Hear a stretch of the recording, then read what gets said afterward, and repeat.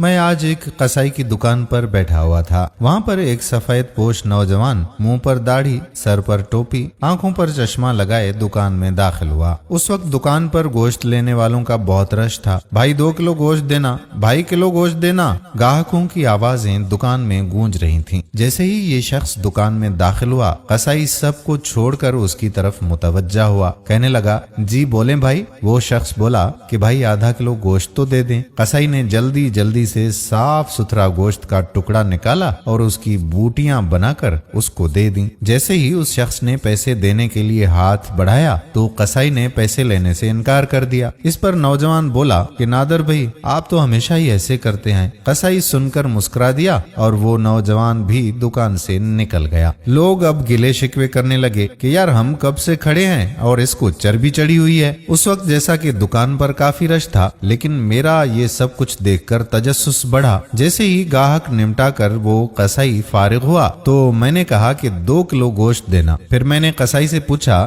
کہ جناب تھوڑی دیر پہلے آپ کی دکان پر جو شخص آیا تھا آپ کا کوئی رشتہ دار لگتا ہے؟ وہ سارے گاہکوں کو چھوڑ کر آپ نے سب سے پہلے اسے گوشت دے دیا۔ قصائی مسکرایا اور بولا نہیں بھائی وہ میرا رشتہ دار تو نہیں ہے۔ میں نے پھر تجسس سے پوچھا کہ وہ پھر کون ہے؟ قصائی بولا کہ وہ میری مسجد کے امام صاحب ہیں۔ جو شخص میری آخرت کی فکر میں رہتا ہے، میری نمازوں کی ذمہ داری لے رکھی ہے، میرے بچوں کو نماز اور قرآن پاک سکھاتا ہے، تو کیا میں اس کے ساتھ اچھا سلوک نہ کروں؟ میں بولا اوہ اچھا ٹھیک ہے، مگر آپ نے ان سے پیسے بھی نہیں لیے، یہ کیوں؟ تو قصائی بولا کہ بھائی جان کیا آپ کو نہیں پتا کہ مسجدوں کے اماموں کو کیا دیا جاتا ہے؟ اتنے کا تو آپ مہینے کا صرف سگریٹ ہی پی جاتے ہو۔ میں بولا بات تو تمہاری سچ ہے۔ قصائی کہنے لگا کہ بھائی یہ ہماری قوم کا سرمایہ ہے، ان کو بچانا ہمارا فرض ہے۔ بازار کے سب دکانداروں نے مل کر یہ متفقہ فیصلہ کیا ہے کہ مولانا صاحب سے کوئی بھی پیسے نہیں لے گا۔ صرف میں ہی نہیں، وہ سامنے جنرل اسٹور والا،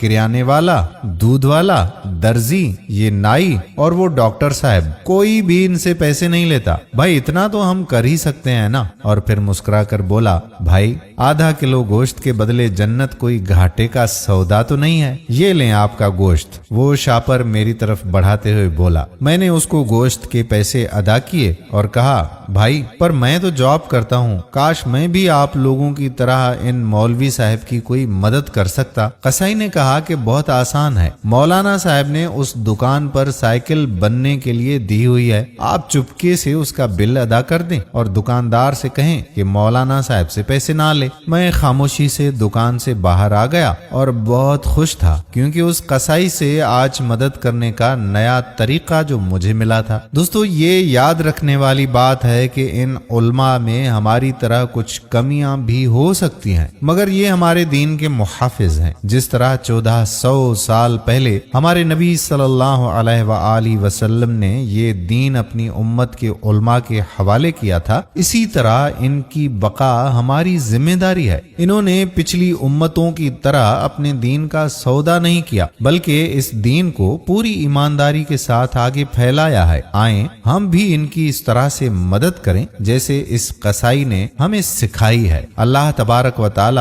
ہمیں اپنے امام مسجد کے ساتھ اچھا برتاؤ کرنے کی توفیق عطا فرمائے، آمین۔ دوستو ویڈیو پسند آئی ہو تو شیئر ضرور کیجیے گا۔ آج کی ویڈیو کو آپ کتنے نمبرز دینا چاہتے ہیں؟ 1 سے لے کر 10 تک کوئی بھی نمبر کمنٹ سیکشن میں لکھیے گا۔ آنے والی ویڈیو تک اپنے میزبان قادر بخش کلہوڑو کو اجازت دیجیے۔ اللہ حافظ۔